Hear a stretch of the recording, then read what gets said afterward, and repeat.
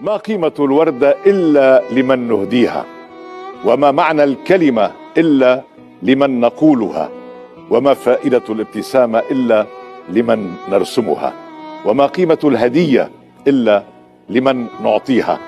الحياة ليست بما نملك أو بما نجمع أو بما نهدي ونمنح للآخرين. لم نحب الأماكن إلا بأهلها، ولم تهمنا الدار إلا بساكنيها.